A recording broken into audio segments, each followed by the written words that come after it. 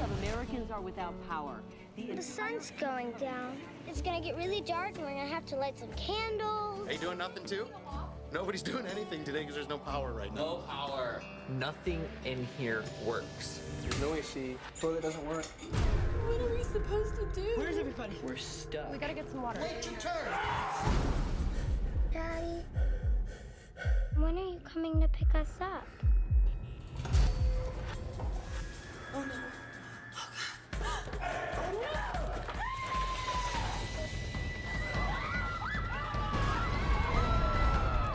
The current blackout is the result of a cyber attack.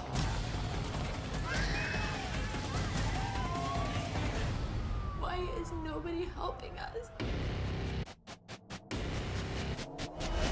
American Blackout, a premiere movie event, Sunday, October 27th at 9 on the National Geographic Channel.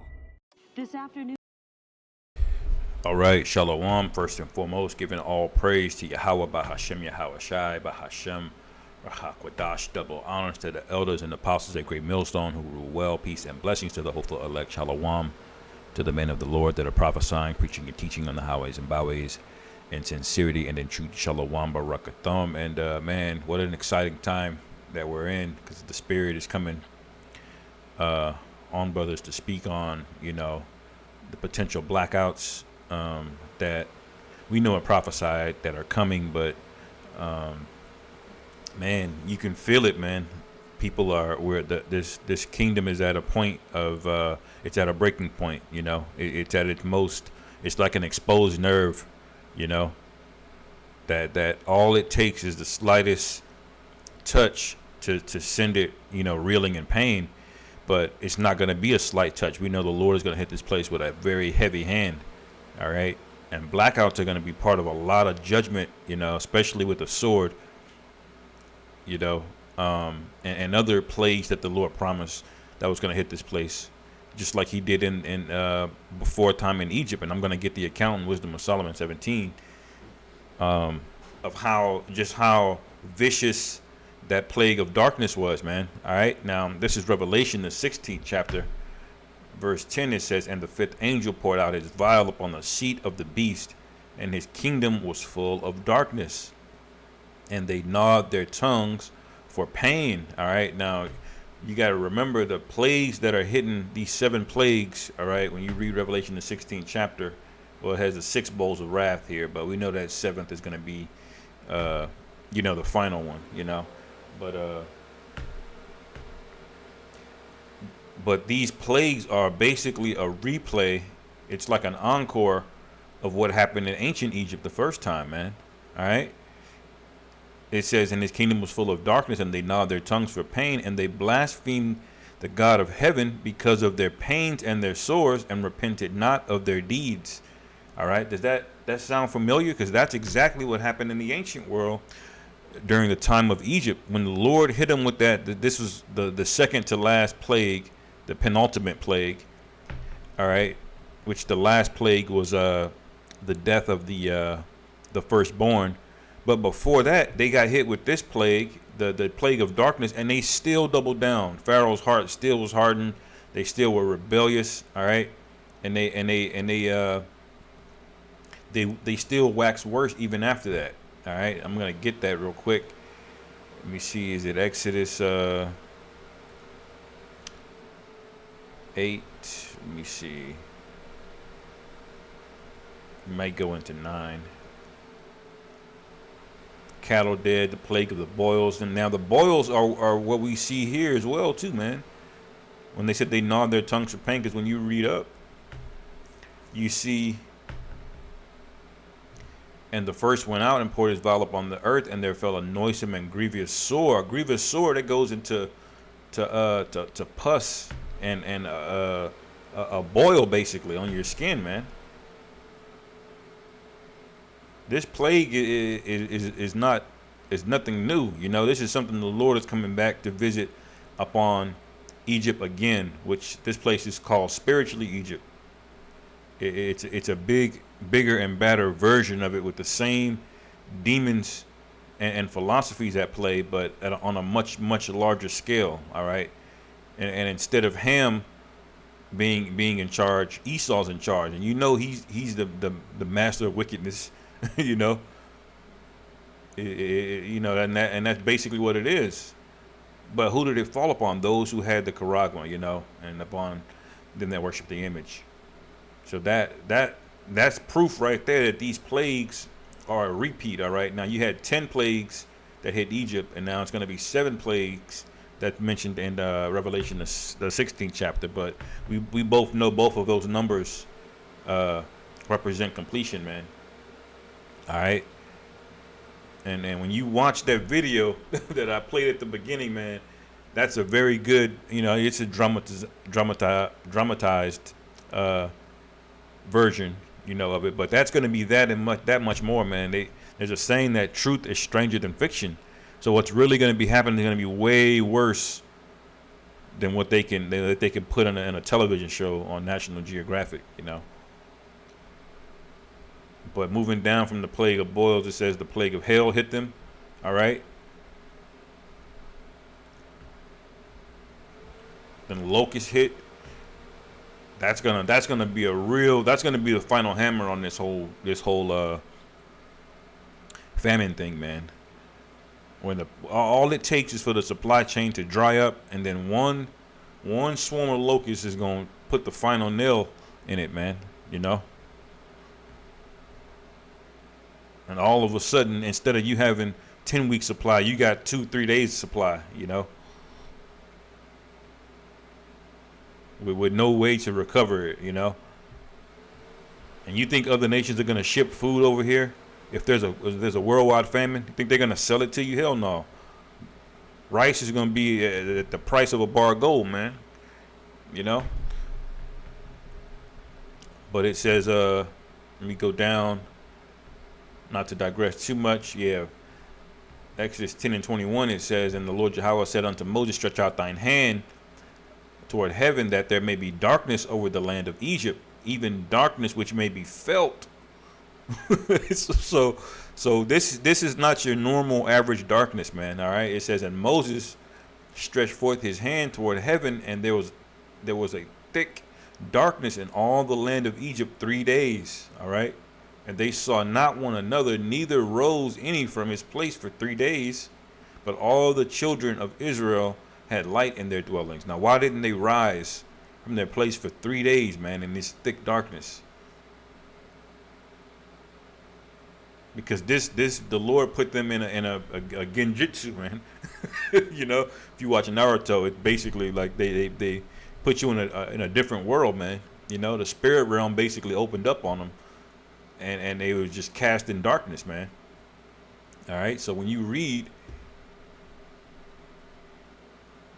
that happened in Egypt for 3 days, when you read down, it says, and his kingdom was full of darkness, and they gnawed their tongues for pain and blasphemed the God of heaven because of their pains and sores.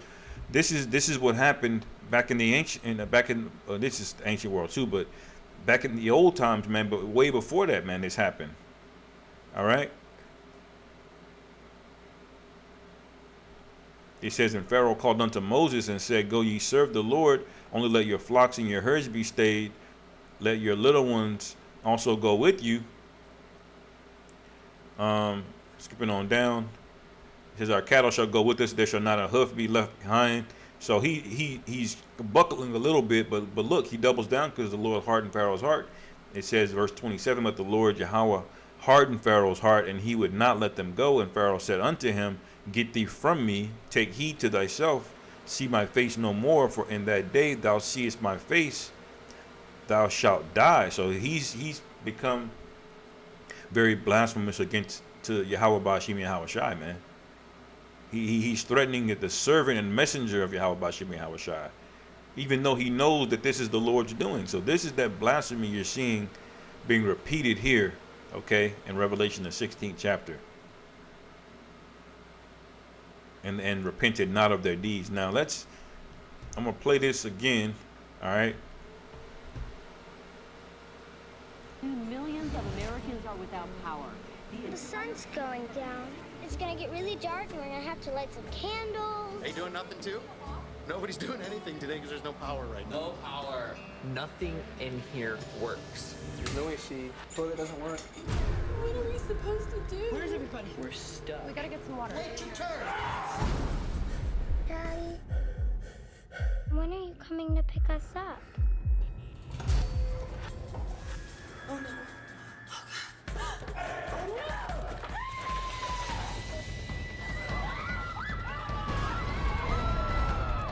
The current blackout is the result of a cyber attack.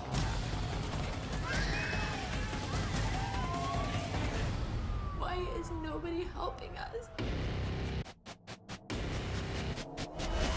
American Blackout, a premiere movie event, Sunday, October 27th at 9 on the All right, so there you have it. Now they mentioned a cyber attack in there, but we know that they're not going to be able to know what happened, because when the lights go out, there's going to be no analysis. They're not going to be able to figure out where it came from, the source, and all of that.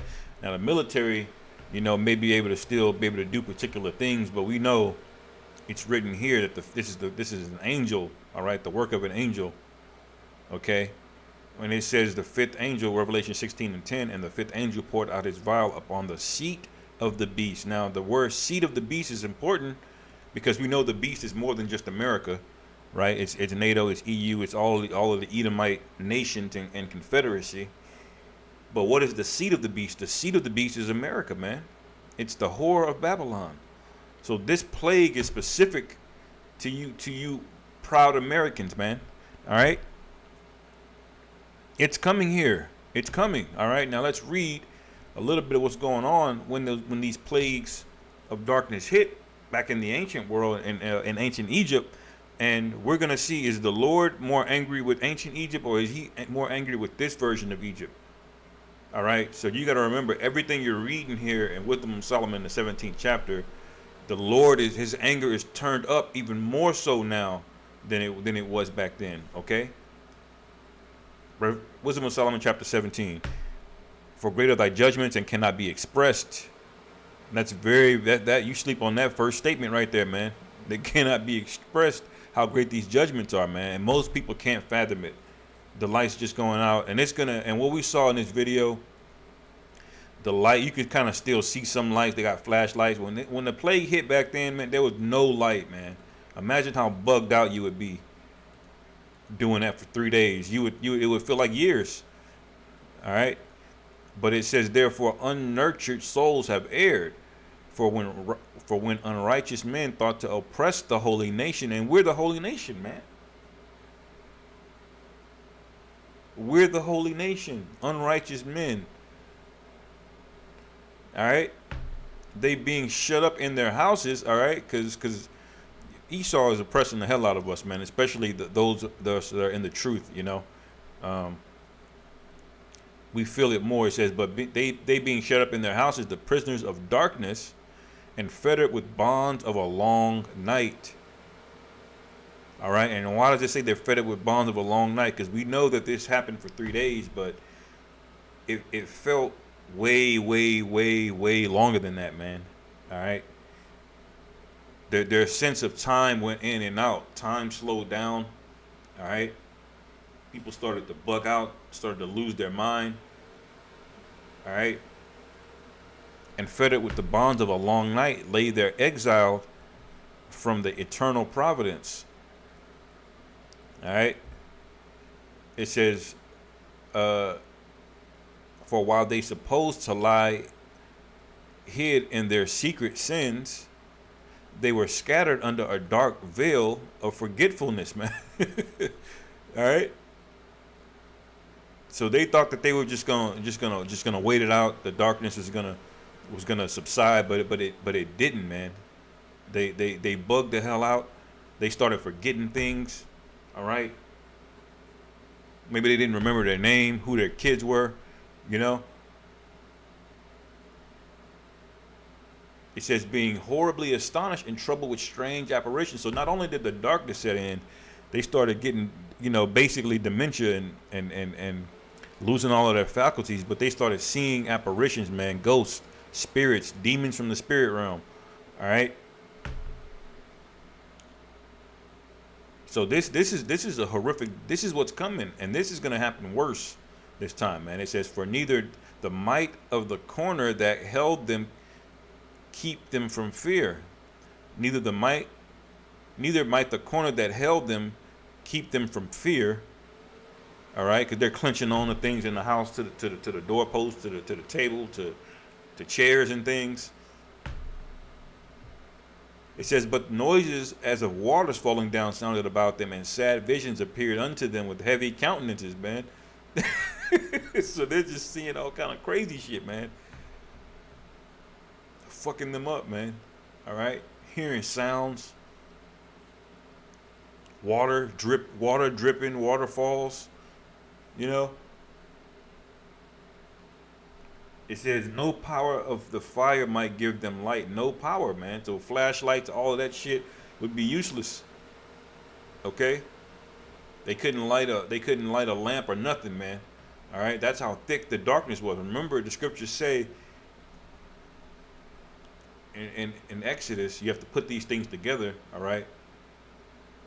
And remember, this is a plague, a supernatural plague the Most High sent. It wasn't just the moon covered up. This was complete darkness over there. And remember, we were next door to them, right? In the other town over, and we had light. But they didn't. It says, and there was a thick darkness in all the land of Egypt 3 days. All right, and you skip down, it says, but all the children of Israel had light in their dwellings. All right, so we know that this is a supernatural darkness, that there's just not a lack of light from the heavens. This was a plague, man. All right. So flashlights are not going to work. You know, lighters, lamps, none of these things are going to work. Okay. It says, neither could the bright flames of the stars endure to lighten that horrible night. All right. So that tells you that the stars were in the sky, but they had no light, man. All right. Only there appeared unto them a fire kindled of itself, very dreadful.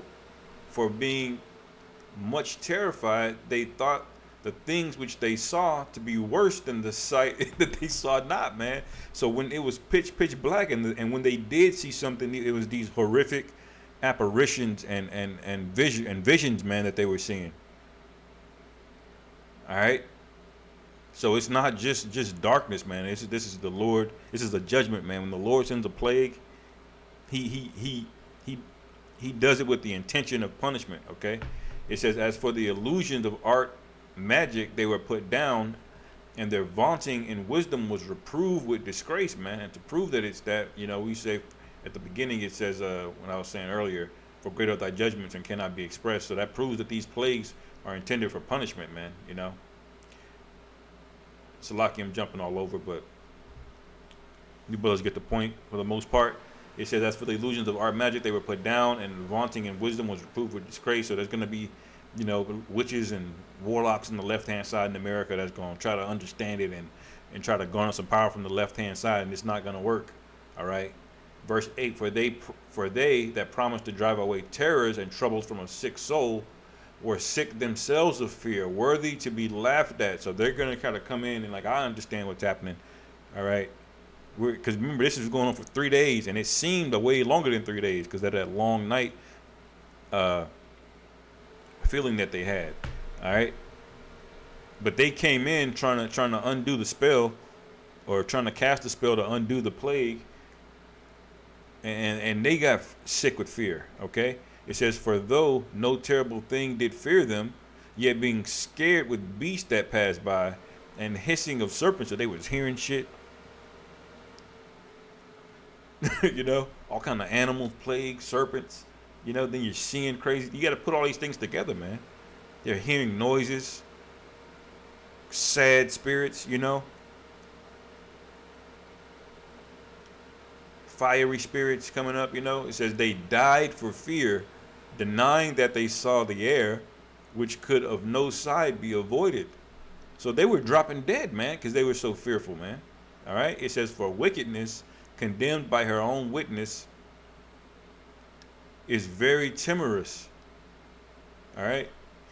And being pressed with conscience, always forecasted grievous things, man. All right.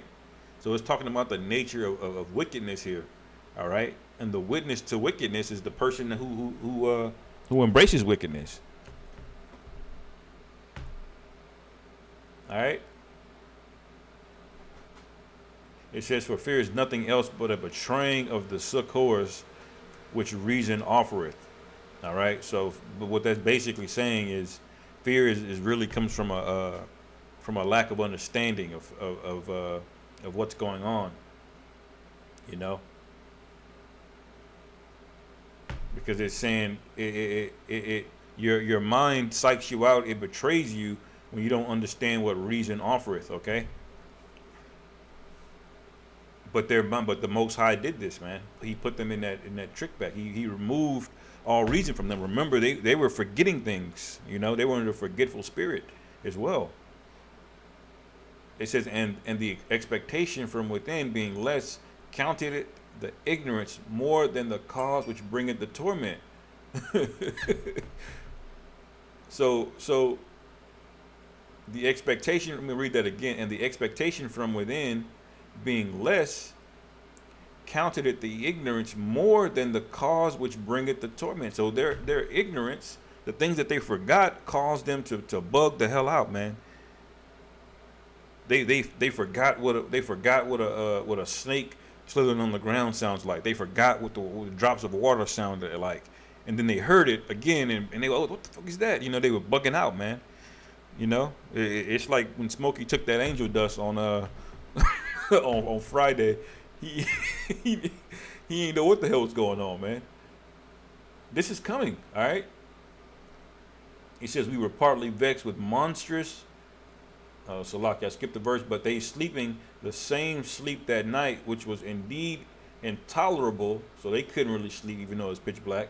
It says, "And which came up on them out of the bottoms of inevitable hell, were partly vexed with monstrous apparitions, and partly fainted, their heart failing them for a sudden fear, and not looked for, and came upon them." When your heart fails you, that means cardiac arrest, okay? It means you buckle, you faint, you drop dead pretty much, man. And you know when the Most High sends a monstrous apparition, you know that thing looks terrible, man. Absolutely dreadful to look upon.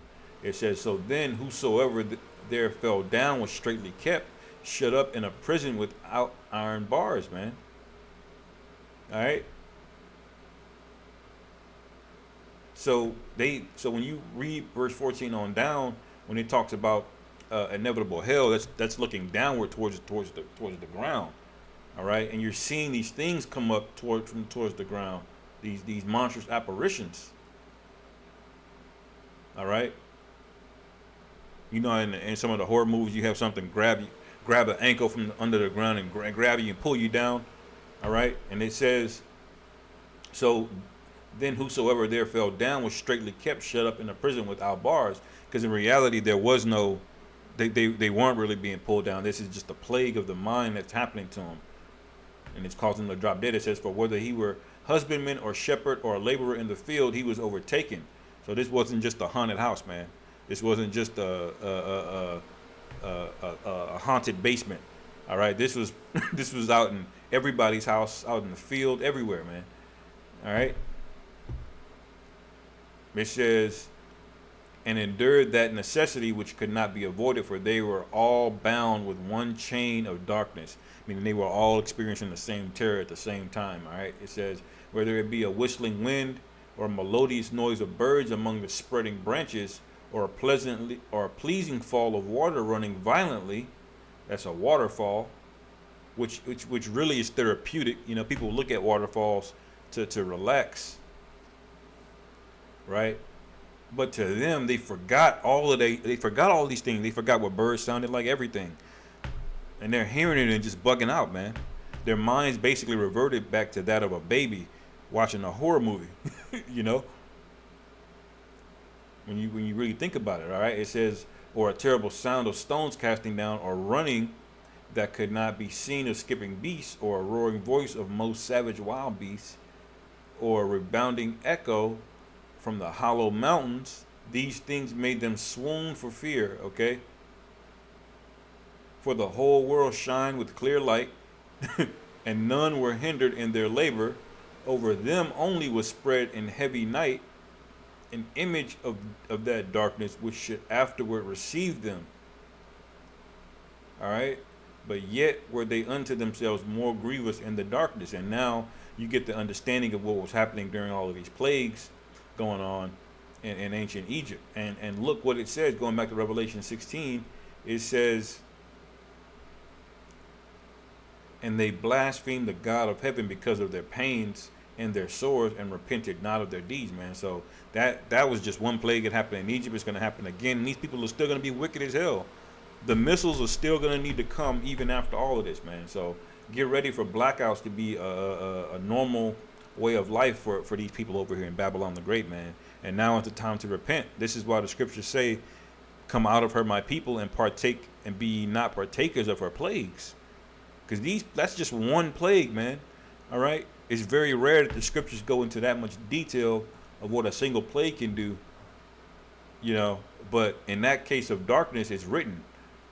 All right. And we know that the Lord is going to be way more angry this time.